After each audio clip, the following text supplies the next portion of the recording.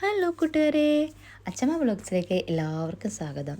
അപ്പം ഞാൻ ഇന്നൊരു കപ്പ വേവിക്കുന്ന വീഡിയോയുമായിട്ടാണ് വന്നിരിക്കുന്നത് നിങ്ങളുടെ മുന്നിൽ. അക്കൂട്ടത്തിൽ ഞാനൊരു കഥയും കൂടെ പറയാം കേട്ടോ. ഇത് ഞങ്ങൾ പത്തനംതിട്ട സ്റ്റൈൽ കപ്പ വേവിക്കുന്നതാണ്. അപ്പോൾ ഇതിന് വേണ്ടുന്ന ഇൻഗ്രീഡിയൻസ് എന്ന് പറയുമ്പോൾ തേങ്ങ, മഞ്ഞൾപ്പൊടി, ജീരകം, ചെറുള്ളി, വെളുത്തുള്ളി, പച്ചമുളക്, കറിവേപ്പില. ഇതെല്ലാം കൂടെ അരച്ച് നമ്മൾ അരയ്ക്കാന്ന് വെച്ചാൽ ചതച്ചെടുത്താൽ മതി കേട്ടോ. അതിനുശേഷം നമ്മൾ നന്നായിട്ട് കഴുകിയ കപ്പ ഒരു പാത്രത്തിലിട്ടിട്ട് അതിന് കപ്പയെക്കാട്ടി മുകളിൽ വെള്ളം ഒഴിച്ച് ഒരു സ്വല്പം മഞ്ഞൾപ്പൊടിയും ഒരു സ്വല്പം ഉപ്പും ഇട്ടിട്ട് നമ്മൾ നന്നായി വേവിക്കാം.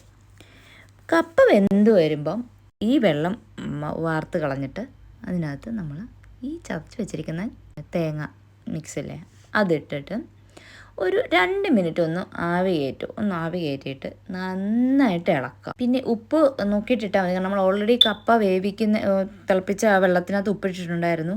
അതുകൊണ്ട് ഒന്നുകൂടി നോക്കിയിട്ടിട്ടാൽ മതി ഉപ്പ്. 2 മിനിറ്റ് ആവി കയറ്റിയതിന് ശേഷം നമ്മൾ കുറച്ച് പച്ച വെളിച്ചെണ്ണ അതിനകത്ത് ഒഴിക്കുക. അതിനുശേഷം നന്നായിട്ട് മിക്സ് ചെയ്യുന്നത് ഇതേപോലെ ആവണം മിക്സിങ്. എന്നിട്ട് നല്ല കുടംപുളി ഇട്ട് കറി വെച്ച മീൻ കറിയും ഈ കപ്പയോടെ കൂട്ടി തിന്നാൻ അടിപൊളിയാണ്.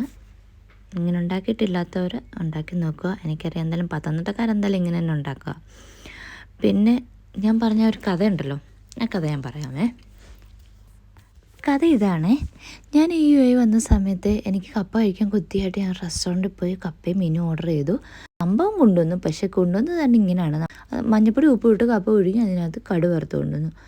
സത്യം പറഞ്ഞാൽ എനിക്ക് അത്ഭുതം തോന്നി. കാരണം നമ്മുടെ നാട്ടിൽ ഞാൻ കഴിച്ചിട്ടുള്ള കപ്പ വേവിച്ചത് ഇങ്ങനെയാണ്. എനിക്ക് അല്ലാതെ നമ്മൾ കപ്പ ചെറുതായിട്ട് കഷ്ണിച്ചിട്ട് പുഴുക്കും അതല്ല, പക്ഷെ ഇത് വേവിച്ചത് പറഞ്ഞതാണ് ഇങ്ങനെ കൊണ്ടുതന്നെ.